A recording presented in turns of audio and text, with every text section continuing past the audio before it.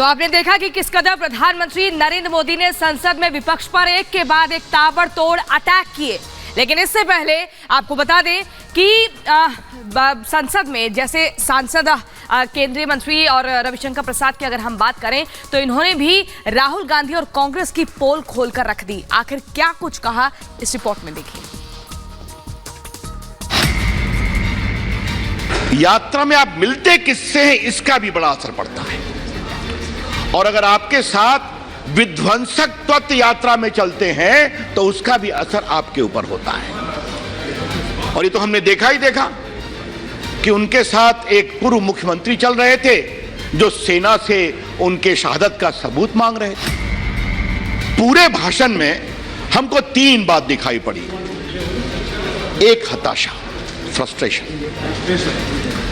दूसरा, a sense of entitlement कि सरकार तो हमें ही चलानी है, ये नरेंद्र मोदी कहां से आए हैं और जीत जा रहे हैं। समस्या यही है अध्यक्ष जी, गुप्तावती। वो 14 में हारे, वो 19 में हारे और 24 में और कसकर हारने वाले हैं। इस संसद को कभी ना कभी ये विचार तो करना पड़ेगा। आप कुछ भी बोल जाएंगे।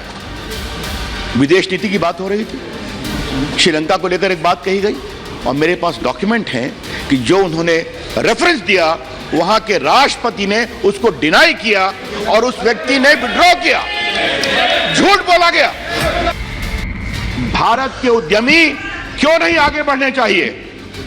सवाल यह है, ईमानदारी से बढ़ाए जा रहे हैं या डील या व्हील के साथ बढ़ाए जा रहे हैं? नरेंद्र मोदी जी की सरकार ईमानदारी से काम करके बढ़ाती है सर, और हमें बहुत गर्व है कि नरेंद्र मोदी सरकार की अगुवाई में आजकल कमीशन बंद हो गया है। इसलिए उनको परेशानी है, इसलिए परेशानी है उनको। 2G घोटाला, चाहे बाकी घोटाले, कोल घोटाला, ये सब देखने का अवसर मुझे मिला था सर, विपक्ष के रूप में भी और 2 विभागों के मंत्री के रूप में भी सर।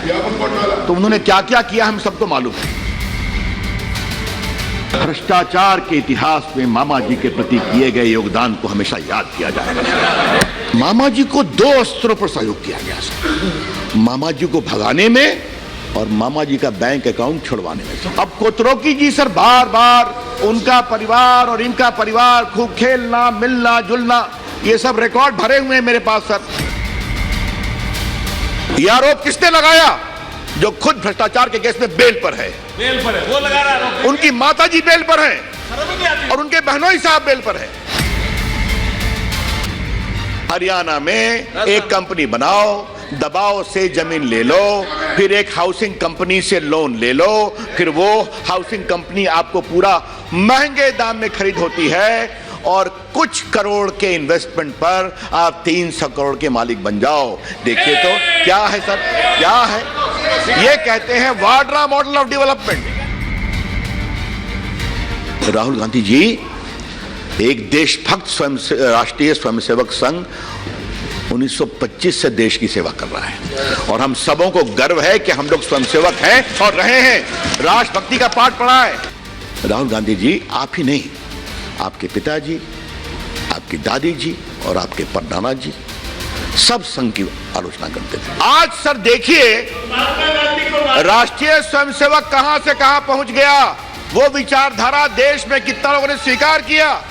आज हम लोग सत्ता में हैं तो गर्व से हैं, जनता के आशीर्वाद से हैं, और देखिए वो कहां चले गए सर, देखिए कहां चले गए।